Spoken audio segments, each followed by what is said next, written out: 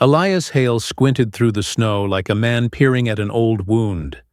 Careful, stubborn, unwilling to blink until he'd seen the truth.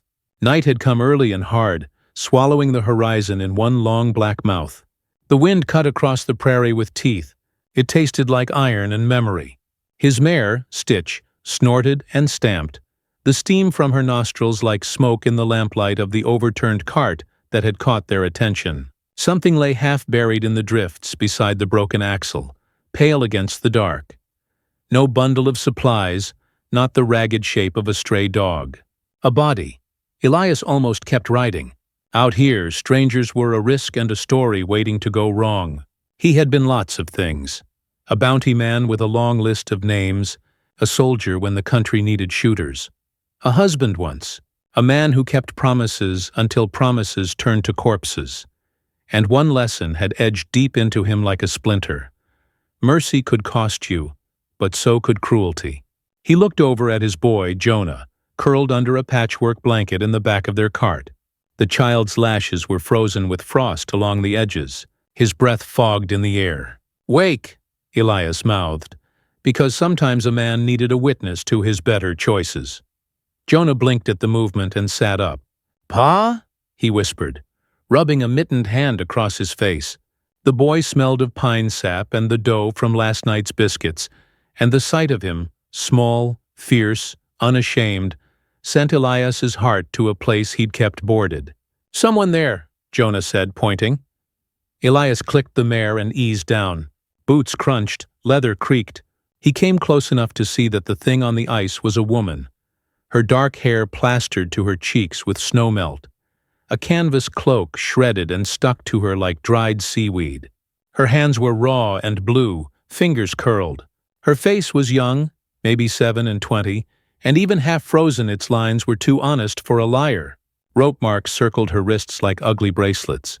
The sight hit him with something animal and old. He sucked in a breath he didn't need and prayed under it anyway. He should have left. He should have tied the reins and continued on to the town that paid him in silence. But Jonah's eyes were bright and small and brave, and the mare trusted him.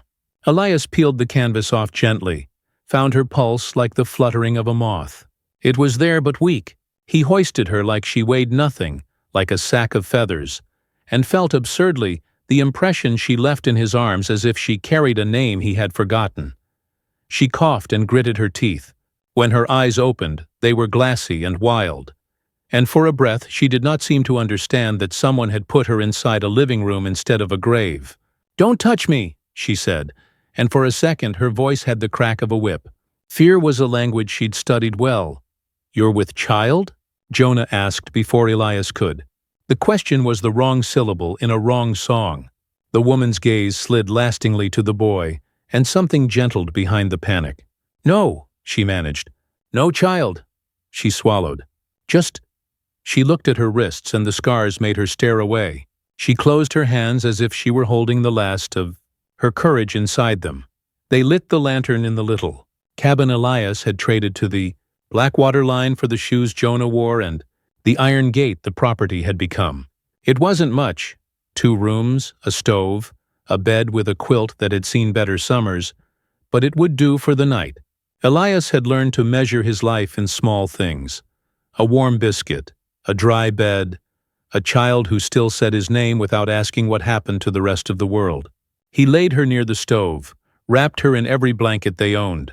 Jonah hovered like a tiny guardian, bringing cups of warmed milk because children thought milk could fix everything. She tasted of snow and smoke, of herbs and something sour. When she breathed, Elias felt like someone stolen from danger might steal a life. She slept like someone who had decided, finally, to stop running, even if running had been all she knew. In the morning, light cut through the cabin and made the world sharp in ways no whiskey could. The woman sat slowly like a thing waking from winter. Her hands were clumsy as they warmed. She said her name, Anya Vale, and there was a way she said it like offering a coin. Elias listened for the sound of a lie in it and heard only an honest gravel. "Who tied you?" Elias asked because he had a blade-thin habit of asking the question that made men answer anyway. She flinched. "Men," she whispered. "3 of them." bought wine at a place called Larkin's, rode out the next dawn. They thought I was easy, she swallowed, and they were wrong. Elias wanted to believe her because he'd spent too many nights outside thinking about the women he had seen left in the wake of fortunes and fear. There was something in her that did not beg for pity, something that refused it like a stubborn horse refusing a bridle. He watched her watch Jonah braid his hair with the steady little loop that only a child could do, and his chest hollowed with the ache that always came when he thought of his wife. He had not meant to hold anything or anyone. He had married once, and his wife had been a bell of light that broke against the rocks of an unnecessary war. The grief had been a thing he'd folded neatly and carried, like Jonah's small boots tucked beneath the bed. It worked for a while, function, routine, the kind of silence that could be taught. But people come when they are needed, and stay when they are wanted. Jonah had wanted a mother, and Elias had wanted ease. That was the shape of his cowardice. Practical, dull, honest enough until it cut. For 3 days the storm drummed at the cabin, and the woman, Anya, mended like something inside a shell. She was careful, wrapping her wrists with cloth that Elias cut from his shirts, refusing to take charity with the ease of someone who'd been taught to stand straight by beating feet. Jonah, who had an old man's compassion that didn't ask first, brought her boiled tea and crackers and the soft, relentless questions children ask to unravel the knot of adult danger. On the 4th day the wind parted and revealed a sky so bright it hurt. Footprints trailed from the road to the cabin, one set wan and delicate, another heavy and booted, and a third set that belonged to a man who liked to make his presence known. A banker named Thaddeus Klein, one of those men who kept a ledger of who owed him more than coin. Klein had a smile like a ledger, thin, exacting, never wrong. "How long you sheltering killers now, Elias?" Klein's voice had that varnished calm men used when they meant to break brittle things. "Who called you a killer?" Anya asked. But before Elias could answer, Klein spat the accusation like a coin. "Anya Vale," he said, as if speaking a name could dissolve a woman the way soap dissolves grease. "Poisoned her husband in Kent Hollow last fall. Came out here with something to hide. I'd hate to see you ruined for charity, Hale." Rumors had a smell, like damp hay and rot, and Klein had a talent for spreading them. He'd been the sort of man who said, "Lenders like certainty," and people nodded and lived by that certainty. Klein looked at Elias as if he were deciding which branch to burn to keep the flame small. "Send her to town," he said. "We'll have a proper reckoning. The town needs its law." Elias watched Anya's face shape itself around the lie like someone taking on a heavy cloak. "And if I don't?" he asked. His voice had a calm that came from men who had killed in the dark and survived to remember the sound of it. Klein's eyes slitted. "Then you'll answer to the people who matter." "Not today," Elias said. "Not to you." Klein tilted his head like a rooster trying to learn a complicated tune. "You're making a mistake, Hale. Association costs more than coin. Folks talk. They stop trading with you. They stop speaking. There's a cost to being soft." There was also the cost to being right, Elias wanted to say, but the better man inside him stilled like a moth under glass. He'd learned the economics of kindness in hard money lessons. The well has to be close enough to the people to be useful, and far enough to not be contaminated. He felt the division in him as if 2 knives had been run along his ribs. One blade the old life that knew how to count losses, the other a soft blade that had learned too late that saving someone could add up to more than a ledger's column. Anya's voice, small, broke the thread. "I didn't kill him," she said. The words were not the desperate speech of guilty people. They were simple. That simplicity lodged in Elias like a seed. Klein walked off in the direction of the town. The click-click of his boots, the same steady sound that had taken down men with their ponies, and stolen wives and rearranged lives. He was a man who had once paid Elias for contracts without asking questions. That Elias had declined the work on principle had been one of those choices that seemed noble at the time, but cost him in small, steady ways. The town did not like the idea of a story without neat edges. It liked to clip loose threads and keep soft things trimmed. When residents gathered on the square, they were a throbbing mass of opinion. Nods on one side, a man with a shotgun on the other. toddlers who watched the adult world as if it were a play. Rumors that Anya had been at Larkin's the night a cart rolled in with coffins and cold men had spread like embers. Warren Cole, a merchant more dangerous than a wolf because he understood what hunger did to a person, took Klein's side. His barn had more secrets than the river. He delivered the sort of righteous rhetoric that made people feel like part of a conspiracy. It was safer to hate than to think. "We can't have dangerous women walking our streets," he said, and men nodded because it meant they would not have to look at what else it was they had done. Anya stood at the center of it, quiet as a woman with a storm wound. Elias watched the mob circle like vultures without bones. He felt Jonah's tiny hand in his, and the boy's grip tightened like a prayer. "Pa?" Jonah whispered. "What if they take her?" Elias could have stayed silent. He could have sold Anya for the safety of rumor and the neatness of having a public scapegoat. That would have been the man who measured life in ledger lines, and didn't look where softness bled. But beneath the ledger man was something else. Call it the residue of an old oath, or the memory of a woman whose hand he had held in a field and watched the light go out of her eyes. He had promised then, in the wet of grief, to keep Jonah safe. Sometimes you kept the child by saving someone else. He stepped forward into the square, where men pointed and children asked their mothers questions that had no place in the world of spineless lies. "She stays," he said. The sound was small and honest, the sort of sound that could change what people thought they knew. "Klein's right," Warren Cole yelled. "You'll get this town to shun us for a murderer's bed. We vote to run her out." Elias could have run then. He could have bartered refuge for a peace that was more like a bone in the throat than arrest. But Jonah tugged at his sleeve, and the child's face was a little man's face, and Elias knew then that cowardice was a habit he would not teach his boy. "You can try," Elias said, "but you'll have to pass me first." The idea of a man stepping between a town and its anger was romantic nonsense in ink and ballads, but it was real enough when you put your chest on the line. Men shifted under the weight of his refusal.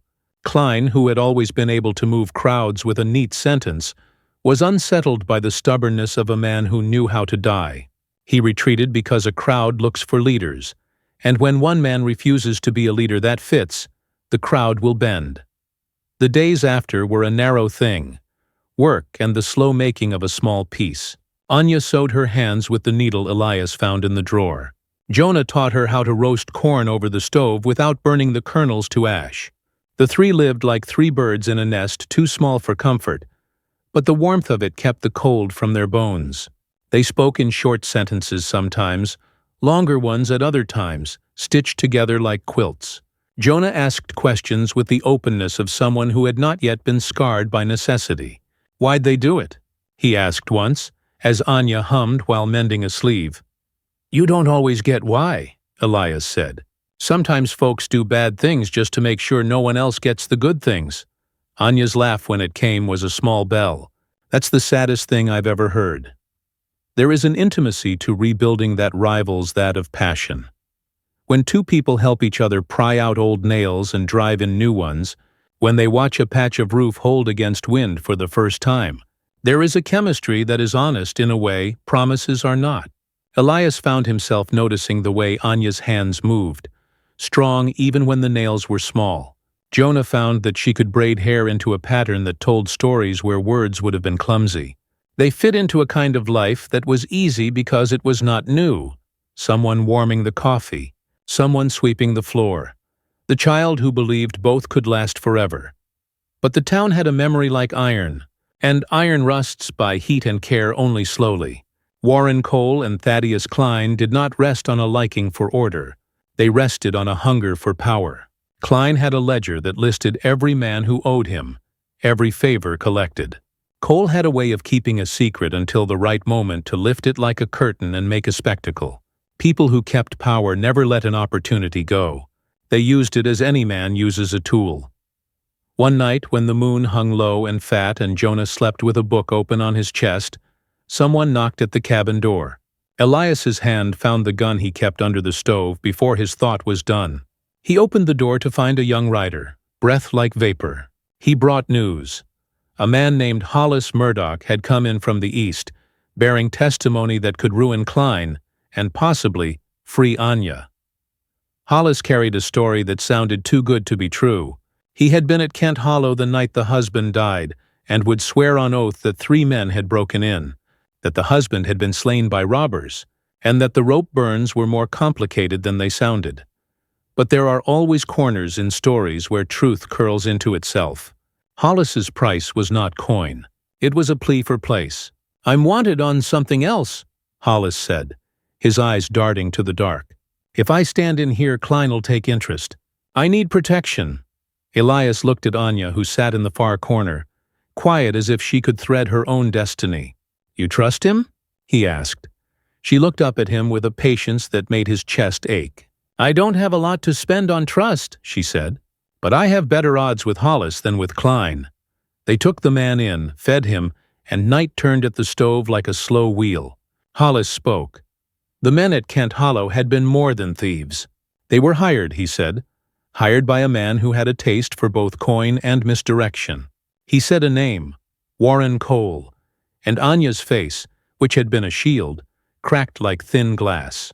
There was a thing in her eyes like a story told backwards. "Cole?" she said. "Why would he—" Hollis laced the story like a rope. Goods missing, a safe blown open, the right man in the wrong place. Cole wanted Klein's greed to push a pawn, Hollis muttered. He needed someone the town would hate. He made sure the story came out wrong. Elias's gut narrowed. He had known of Cole, of course, everybody did. Cole ran a network like a spider, and the web had long legs. He dropped hints like bait. "If Cole's behind it," Elias said, "this ain't just about Anya." "No," Hollis said. "It's about controlling the rest of it. Klein's voice in the town, Cole's hand in the bank. Burn the one and the other will bend." They had a choice. Run, hide, or fight. Hiding was a luxury for men who never loved anything. Jonah's presence had already chained Elias in ways he had not imagined. Running would mean teaching the boy cowardice. "We don't have the power," Elias said, "but we got a thing better than power. Truth." The trouble with truth is that it needs an audience willing to weigh it against ease. People like to believe because it's less work than knowing. Elias and Anya and Hollis cooked up a plan that was a ragged thing, and as real as any plan backed by desperate men. They would show the town a proof Hollis claimed to have. They would reveal Cole's hand. If only he'd show it. But Cole had learned to think ahead like a man who loved chess and hated the people who had but one move. He sent men to the cabin in the dark. Small men with big hands who preferred the back of a man's head to a conversation. They came thinking to take Anya. Thought, like most men who plan too little, that violence buys silence. They found someone else in the doorway. Jonah, his eyes wide, the way a child looks at the impossible. He grabbed the nearest man's coat. "Don't you lay a hand on her," Jonah said, in a voice like a lit fuse. The man laughed and raised a fist. Jonah hit him with a bravery too big for his bones. The man fell and hit like a sack. In a second the world had spun into a ring. Men against one another. Elders of a town watching in the night to see who would win. Elias stepped into it like a man walking back into a storm. He fought not for glory but for the small truth he'd decided to keep. The fight was brutal and quick, and the sort of thing that leaves your knuckles raw and your oath renewed. They beat the men back, but not without cost. Hollis took a blade for the trouble, and in doing so bingoed the old wound in Elias's chest that spelt debt in memory. Blood soaked the floor like a confession. The men retreated into the dark, their laughter thin and angry. At dawn, the town had a story to chew. Those bastards had come for the woman, and the man had stood. Some praised Elias. Small gestures, not much, but others called for law's touch. Cole flexed his influence quietly, contracting a deputy who would judge in his stead. The stage shifted because power had thin legs and even thinner scruples. The town council convened. Men in fine coats made motions to arrest Anya and to pay the cost of her being a problem off their hands, Elias, and Anya and Hollis prepared to stand. In the center of the courthouse while Warren Cole polished his smile, the evidence they would offer was simple. Hollis's testimony, the man who had been shot at Kent Hollow, a ledger of Cole's transactions that Hollis had found in a back room, and a band of townspeople who'd seen Cole string his lies like wire. They had truth, ragged and shivering. But truth with no muscle will always fit poorly in a body that prefers comfortable fictions. The day of reckoning brought the whole town. Men stood in coats that hadn't known a winter and watched like vultures who had decided they liked the color of blood. Klein took the floor. His voice had that calm that men in power learned. "There's no evidence to suggest Cole's hand in this," he said, and people nodded because they liked what sounded like order. Cole sneered in his seat, as if the very bones of the court acknowledged him. Warren Cole does not usually have to lift a finger. Control was his default setting. Others bent. Hollis was called, and he was nervous. He told his story with a voice that shook but did not break. 3 men at Kent Hollow, Cole's stamp on the exchange, the ledger that proved he'd meant to make a fall guy of Anya. He spoke of a shadow, a man in the barn who had given orders. People listened because Hollis was one of their own, less reputable, sure, but not a liar. Then a surprise. A farmer named Miller stepped forward and said he'd seen Cole's man half a day before the crime. His son had spoken a name in his sleep. It was small testimony, but people valued neighbor speech. It was not the same as coming from the man in the bank. For a breath, Elias thought they had it. For a second, the town might tilt like a coin landing on its edge, a story that could change. But Warren Cole had a last card, a witness with a chest full of muscle and a face like weather. He presented, as if by magic, a woman who'd come straight from the road with the kind of testimony that preaches like a sermon. She claimed she'd seen Anya near Kent Hollow late one night. The magistrate looked between the pages like a man who had to keep the town safe, and found he preferred caution to invention. The balance slid. The court deliberated, and in the end offered a verdict that tasted of compromise. Anya would be held for a short time while they investigated, and Elias would be asked to post bond. Klein and Cole smiled as if the world had been put back in proper order. The town went home to their dinners and their gossip, convinced that the law had held. And Anya who had been honest, who had healed and been mended like a woman who'd lifted herself by the threads, found herself in a cell with a mattress like a grave. Elias stood with a coin in his hand he had not earned and with a jaw that ached. He had half expected a clean victory, the sort stories the world loves to tell of men saving women and the law being just. The law, however, likes the company of men with ledgers. There was a deeper game at work, and Elias had for a moment believed that truth could outpace greed. People will believe what they want, he thought. They will fold what is right when it pinches. He left the courthouse with Jonah at his side and the rage of the damned in his chest. He could buy Anya's release if he sold his last horse or pawned a memory. He could also fight properly and see a long war of men with knives and contracts. He would not surrender. Not now when a child was watching how a man kept his oaths. So he rode to Cole's barn and asked to speak with him like a man asking a man to give up a favor. Warren Cole loved things that showed power. He loved a scene where a man walked into his place and asked for what he wanted like an honest beggar. "You brought trouble to my doorstep," Cole said. "You stand in a place you do not belong." "You hold the wrong book," Elias said. The man's arrogance was a kind of armor. "You set a woman up to fix a problem and the town thinks she's the disease." I asked for an explanation. Cole considered him like a man might consider a bad debt. "You ought to know better than to stand in my path. I could see to it you don't have a farm that feeds you next season." Elias's hand found the pistol he'd not meant to show. "Give her back," he said. The room was a tense wire. Cole smiled like someone who'd heard every desperate request before and enjoyed the sound. "You truly think threats from a man like you will sway me? I run the grain, Hale, I run the water. People need me."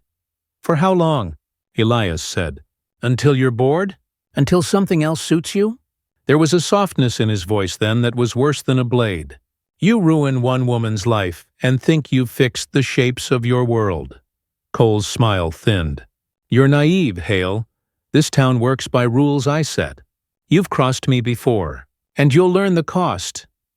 The truth in Cole's words struck a different chord. He was not wrong that he had power, but power alone was not right. Men with power tend to think of justice as a thing to be purchased. Elias left the barn with a plan that had less to do with longing than with mechanics. He would not outmaneuver Cole with the laws of men. He would outmaneuver him with proof the world could not ignore.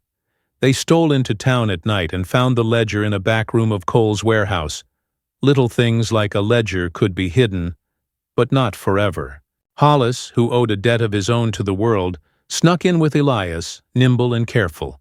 The ledger smelled like old paper and more than that, the way a confession smells. It listed payments, the names of the men at Kent Hollow and the hand that had ordered them. It was a small fish in a bucket, but when thrown into the right place it made enough of a splash to drown a man's lie. They placed the ledger where people could find it. In the dock where the magistrate's clerk kept his papers, in the post that people read in the morning. The next day the town awoke to the ledger's revelation. It was like the sun breaking in a place that had been dark for a long time. The truth took the shape of a public scolding. People read numbers and names and matched them to faces, and the story changed. Cole was furious. He came upon them like a winter storm, angry, relentless, incapable of being mollified. He insisted the ledger was forged. He claimed Elias was a troublemaker. He called the sheriff, and the sheriff, who'd always had an eye for the safe path, took his time. But a ledger does not speak in whispers alone. It speaks in ink that can be traced and signatures that can be proved. There were men too old to give up their pride who remembered transactions and saw the handwriting. Cole's house of cards began to wobble. In the middle of this, they came for Hollis.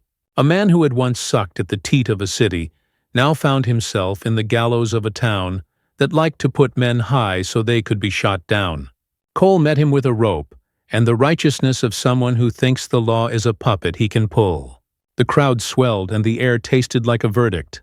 Elias could have run then. He could have used his old life of shadowed deals and slipped away. But every light he had ever held had a warmth that burned brighter than self-preservation. Jonah, who had watched Hollis as if he were a kind of hero, stood at Elias's side, and the look in his eyes was like a bell. Elias felt how small the world could be in a man's hand. He stepped into the square and spoke the truth like a man toughened by grief. Hollis had the ledger. He had proof. He told the crowd what they needed to hear about Cole and Klein and how the law had been bought and sold. The words landed with the weight of a man who had been a paid hand before, and now wanted to be an honest one. The crowd argued and whispered the way a wind argues with the trees. A few faces turned to Cole and saw their fingers wrapped in the dirt. The sheriff, who was more legalistic than brave, found the courage of the sensible and had Cole arrested. It is a strange thing to see a man who once held everything reduced to a ledger and a question. Cole went to the same cell where Anya had been held, only now his empire was smaller. He cursed them like he had cursed the ledger, angrily and uselessly. Anya came out of her cell pale and steady. She had asked in the dark of the night for Jonah's lullaby, and had slept. Elias held her hand like a man holding a thing not yet broken. The town watched as if it were watching a ballet, fascinated that the world could reshape itself. The town's arteries had been clogged with greed, but once you unclog something, the life returns. They celebrated quietly. People who had been loud with fear before now found their tongues softened. They recognized the shape of mercy when they saw it, not as weakness, but as the hard thing of refusing to fold when folding was the cheaper option. Hollis, who had come into the town path full of thieving and cussing, found a place at the dinner table, more because the town had started to remember that everyone had uses when given a chance. Elias and Anya and Jonah moved forward with a life that was not perfect, because lives seldom are. Anya worked the garden, her hands scraping the soil in ways that made the land laugh. Elias taught Jonah the exact art of measuring a beam and the right way to strike an iron. The three of them lived like they had agreed on a new story. And the twist I promised you, Anya was not just an innocent. She had been a grifter once, a liar in a world that taught lying as a survival skill. She had married a man named Darrell Vale who, in his drunkenness, had found his end at the hands of strangers. The town had believed the easy story because easy stories are comfortable. But the ledger had shown more. The man who had been murdered had been killed by men in Cole's pay. Anya's past did not make her a saint. It made her sensible. She had run from her life because the town made little room for people who'd once been dishonest. She had been a liar who learned the right usage of truth. Elias listened to that confession one night beside the stove where Jonah slept. "I lied," Anya said. "Once I lied for bread. Once I folded into lies because they kept me alive. People thought the lie and believed it. I am not an angel, Elias. I am a woman who kept walking. I come here because I'd rather work than hide." He looked at her, and for the first time he understood the kind of bravery that was not loud. It was the bravery of a woman who had been beaten and still learned how to love. Time, ever the slow, careful healer, stitched them into a family. They built a room onto the cabin, hammered in nails with the careful rhythm of people who meant to stay. Jonah helped, missing the awkwardness that adults felt. He strapped boards with careful fingers. Sometimes Jonah would look at Anya and say, "My mama would like you." The thing became an unspoken truth. Children see the things adults hide. Warren Cole, after his fall, crawled like a wounded animal. He slipped on business deals that required partnerships he no longer had. His reputation, once as shining as a new coin, became tarnished. The town that had once cowered now had the taste for saying what was right. Klein tried to erect himself as some kind of redeemer, but people found no sweetness in a man who had banked on a lie. He lost customers when they found a new place to trade. The real twist, however, comes when the past loops back on itself like a hand that takes and then gives again. One day a man came to the doorway with a child in his arm, a small thing that had a lock of golden hair and a face like a coin. He had been a rider who'd been at Kent Hollow and carried a different kind of guilt. It turned out that the man who had been killed had a brother who had left town in anger when the town had been quick to judge. The brother had been in the East and had returned with his own brand of justice, but not bloodthirsty, just the sort that was built of vindication. He found Anya, and in the child he presented he showed the real reason he'd come home. The child belonged to Darrell Vale after all, it seemed, the boy of a man who'd been a thief and a liar. The forced surrender of the child had been part of the mystery of the man's life. The child was innocent of all the grown things the adults had stitched. It's not the neat, romantic twist. Someone is not revealed to be royalty or a secret sheriff. The truth is human and messy. Anya had been a liar and a victim, had loved and been loved in the wrong place, and had been judged for choices made under hunger and fear. But through the ledger and the town's conscience, and a man who finally had a moment to stand, she was given the space to be more than what she had been. Elias found himself on the porch one night with a ring in his pocket that had been his wife's. He had not meant to keep anything of hers, but some things live longer than shame. He had kept it safe, saying to himself that it was a memory too sharp to drop. One evening he took it out and looked at a woman who had learned how to love despite the world.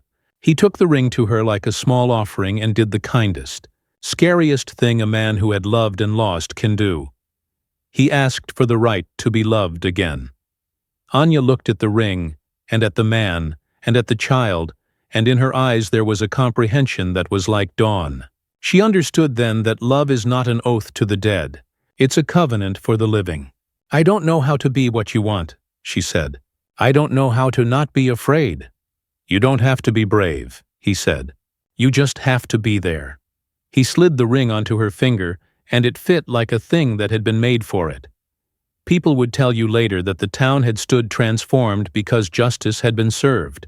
They would speak of ledgers and courage, and the kind of moral arc the storytellers like. But the truth is quieter. A woman who had been beaten by life taught a boy how to braid hair. A man who had kept himself to the ledger learned how to break it. And a town discovered that when you choose better than fear, you set loose a weather that warms the lanes. Years passed. The cabin grew into a house with boards that had been replaced and windows that kept the smell of bread. Jonah grew into a lanky young man who could fix a wagon and tell stories around a stove that made the winter feel like a rumor. Hollis found work at the smith and learned to be less swift with his fingers and more generous with his laughter. Anya's hands were not just the hands of a woman who had once been a grifter. They were hands that could coax life out of saplings and coax secrets out of reluctant soil. Sometimes at night Elias would wake and think of the ledger, of how ink can topple a man and the people who will do anything to keep the world ordered for themselves. He would think of the night they had fought, of the blood on the floor, of Jonah's small hand in his. He would think about his wife, and the way grief had been a wall he kept climbing. He would think about love, and how easily it can be an ember in the wind, and how hard it is to keep it alive. And maybe the greatest twist of all was that Elias, who had been a man used to the darkness and the weight of coin, found something he'd thought long dead: a family. Not the brittle thing of promises carved in quicksand, but a slow thing like the building of a barn. Something with nails hammered deep and held straight. It wasn't paradise. Cole's influence never disappeared entirely. Bad men have friends, and the world remains perilous. There were seasons of drought and seasons when men would come looking for favors. But the house by the Blackwater line stood as proof that when people sit together long enough to share bowls of stew, the edges of their lives grow soft. Jonah married a girl from the East who laughed like a bell and carried a temper that kept any man honest. Hollis never forgot his past, but he never repeated it. People in town sometimes asked what was the secret to Elias's change. He would smile and say it was easier than you thought. Keep your promises and feed those you shelter. Others, more cynical, would say it was foolishness, and that the world would readjust and take its fill. Time, however, had a habit of making fools of cynics. There were nights when Anya would sit by the window, sewing a patch or mending a strap, and she would look at the boy who was now a man, and the man who had once been more animal than sort. She'd laugh a small laugh and think of the ledger and the courtroom, and how small things like courage add up. She would feel a part of herself reconciling, piece by piece, with the world that had once judged her for bread. One spring, when the river swelled and painted the fields with green, a stranger rode into town, a sheriff from the East with a badge that shone like a coin. He had heard the rumor of Cole's fall and thought maybe the town had a moral to it. He asked Elias a simple question: "Did you do it for honor or for yourself?" Elias looked at the child he'd raised and the woman who had saved him from himself. He thought of his wife, of the promise he had made and kept, and of the ledger's black ink. He turned to the sheriff and said, "I did it because it was the right thing, but mostly I did it because I didn't want my boy to believe the world was as small as fear." The sheriff left with the kind of nod the world recognizes as approval. It meant little in the economics of men, but everything to a child. The last twist is not a thing of drama, but a small, human mercy. Years after the ledger had been dropped on the magistrate's desk, after Cole had moved away with whatever dignity a broken man can carry, a letter came for Elias. One of those thin things, faded at the edges. It was from the widow of a man who'd once saved Elias's life in a conflict neither wanted to remember. The woman wrote with a hand that shook. She thanked Elias for something he had done once long ago, and enclosed a small scrap of lace that had been the last thing her man owned. She asked him to accept it, she said, as a small payment for a debt he did not owe. Elias accepted it like a man who takes a small thing and knows the currency of gratitude.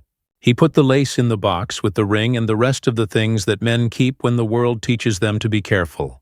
He sat with Anya on the porch as the sun went down, Jonah at their feet with a woman of his own, and he felt something like forgiveness, not from God or ledger or law, but from a life that had been given second and third chances because a man had chosen to step off the easy path. People would tell the story different ways when it got told. Some said Elias had always been good deep down, and the ledger woke him up. Some said he'd been a coward who finally had the courage to stand. Others claimed Anya had been a saint, saved by a righteous man. The truth is simpler and messier. Men and women do small things that add up. They save or they harm. They break or they mend. They tell what they want to believe, and the rest gets buried. If you come to the Blackwater line now, past the ruins of Cole's barn and the store that still sells the same string of things, you will find a house with a porch and 3 figures who look as normal as any family. A child with grease on his hands, a woman with a laugh like bright coins, and a man who watches the horizon sometimes with the far-off look of a man who's been to the edge of the world and come back. They keep a garden. They keep a ledger of their own in the form of promises to each other. And sometimes, on nights when the autumn wind hurries by, you can hear Jonah singing a lullaby his mama once hummed. The world moves on. Men like Warren Cole slide into other towns and try their trade in new ways. Men like Klein find that the ledger takes on different numbers. But there is a stubbornness in people like Elias and Anya, an insistence that the small things of goodness count for something. They will tell you it's not romantic. They will tell you hard choices are necessary, and love is not an answer, only a means of keeping your own parts from crumbling. And maybe that is the last twist. Redemption is not a one-time event. It is not a ledger you close and sign. It is something you pay for every morning by showing up, by making tea, by mending a fence and a heart. It is the small, steady process of being less of a ruin and more of a home. When the snow comes again, and the winds remember how to be cruel, the house by the Blackwater line keeps afire. A boy, grown, will bring a stranger in who is cut and hungry.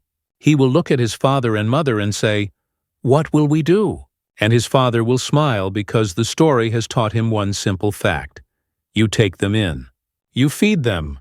You guard them.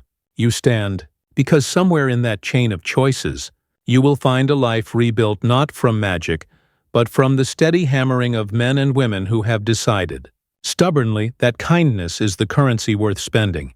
And years from now, if you sit on that porch as the sun slips behind the field and listen to the crib of the town settling, you will hear a simple sound. A woman humming, a man whittling, a child counting the minutes until tomorrow. The ledger that once ruined men's lives is bound up and thrown away. The town breathes. The world, small and stubborn, keeps turning, and the people in that house keep living, proving that the hardest twist is always the kindest, that someone you save might end up saving you back.